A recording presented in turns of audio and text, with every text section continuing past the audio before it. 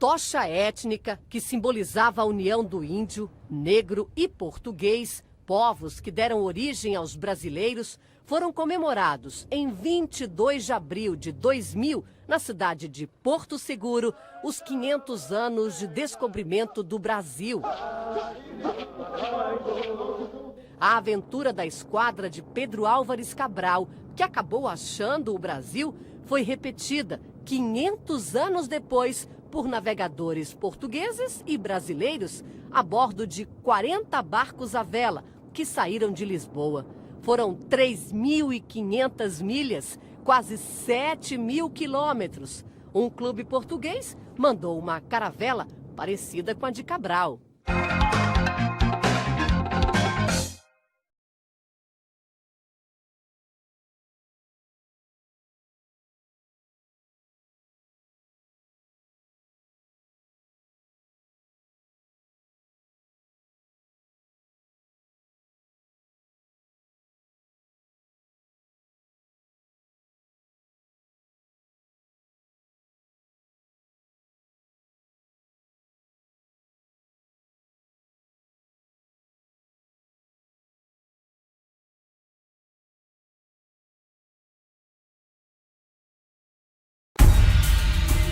São como portas para o mundo. Ao longo da história, os portos foram importantes, quase determinantes para o crescimento das cidades e dos países. No século XV, as especiarias, produtos usados para dar sabor aos alimentos, fazer medicamentos e cosméticos, tinham peso de ouro. Canela, cravo, anis, gengibre não eram cultivados na Europa. Os comerciantes mandavam buscá-los na Índia e na China. Isso dava muito poder aos italianos. Durante muito tempo, os italianos monopolizavam o comércio de especiarias no mar Mediterrâneo. Mas a partir de um certo momento, os portugueses ficam interessados também por isso, assim como os espanhóis. Portugal se lança, portanto, na empreitada de descobrir esse caminho marítimo pelo Oceano Atlântico. E, finalmente, atinge Calicut, na Índia, em 1498, através de Vasco da Gama. Portugueses e espanhóis descobriram então uma nova rota até o Oriente. E agora dominavam também um novo continente. Oficialmente, em 1500, os portugueses chegaram ao Brasil. Mas a colonização efetiva do nosso território só começou em 1530. No Brasil, descobriram um ponto mais próximo da Europa e com condições naturais perfeitas para um porto: o Recife. Os primeiros colonizadores que aqui chegaram se interessaram bastante pela existência desse porto natural, a presença de arrecifes e uma profundidade ideal para o atracamento dos navios. Isso despertou o interesse de muita gente, principalmente dos holandeses, que, ao invadirem Pernambuco em 1630, se dirigiram para este porto. Havia o interesse de controlá-lo, porque afinal seria feito a partir daqui o escoamento da produção de açúcar, que era o principal produto que eles vieram explorar aqui. O Recife foi no começo apenas um porto da Vila de Olinda. A capital de Pernambuco cresceu a partir daqui. No caso do Recife, de maneira muito particular, criou-se uma cidade, inicialmente uma povoação, em seguida criou-se uma cidade para apoiar um porto. Então é algo muito particular. Em 1808, a vinda da família real portuguesa para o Brasil trouxe mais riquezas para o país. O que significou que o intercâmbio da economia do Brasil com a Inglaterra aumentou. E o que isso significou para os portos brasileiros? O maior afluxo de riquezas, ou seja, mais mercadorias circulando. A Espanha também dominava portos estratégicos em outros países da América do Sul. Temos aqui o Oceano Atlântico. Naquele processo de expansão marítima, o país que tivesse portos voltados para este oceano teria privilégios no mercado internacional.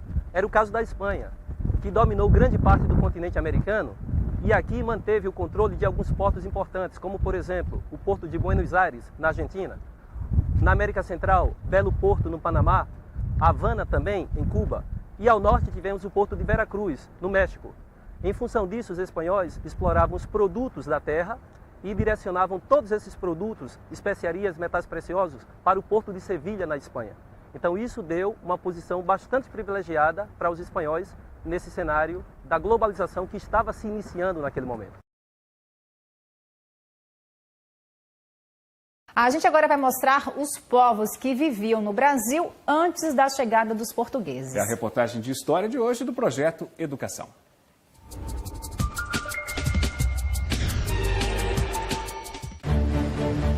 por estimar que a esquadra de Pedro Álvares Cabral chegou ao Brasil depois de 45 dias de viagem. Essa esquadra era formada por 13 embarcações.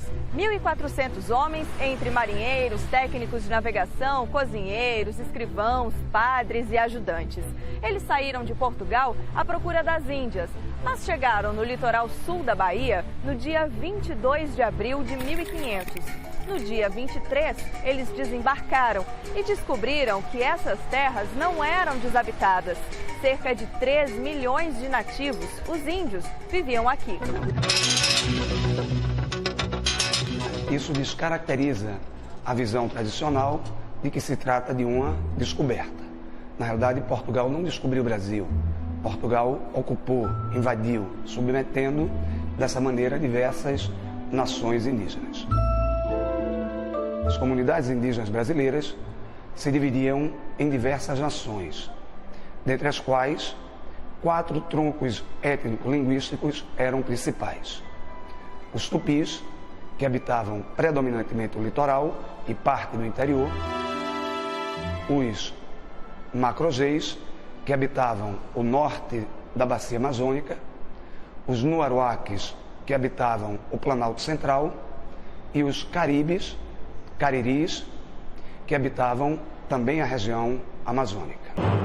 Algumas destas civilizações ainda viviam como no período paleolítico, produzindo apenas o que precisavam para se manter, sem excedente. Algumas tribos tupis que já estavam transitando para o Neolítico e que por isso já produziam uma agricultura rudimentar chamada de roça branca, onde eram plantados o inhame, o cará, a mandioca, o milho, o feijão. Consequentemente, se essas comunidades não eram produtoras de excedentes, também não poderia existir o comércio entre eles. A ausência de comércio não era o único ponto que diferenciava a vida dos índios e dos portugueses. As comunidades primitivas brasileiras não conheciam a escravidão como instituição. Diferentemente dos africanos, que quando em guerra se escravizavam, aqui no Brasil os inimigos eram submetidos a um ritual chamado de antropofagia, ou seja, um canibalismo litúrgico, um canibalismo ritual. Isso porque essas comunidades acreditavam que, ingerindo a carne do inimigo, estaria adquirindo as suas virtudes, como coragem, como destreza, como habilidade de guerreiro. Mesmo sendo diferentes, as civilizações primitivas do Brasil tinham muitos pontos em comum. A pintura corporal, inclusive muito utilizada em atos litúrgicos, mas também em festividades. A dança, a música, inclusive com a produção de instrumentos de sopro, como flautas, como apitos, instrumentos de percussão, como tambores, como, por exemplo,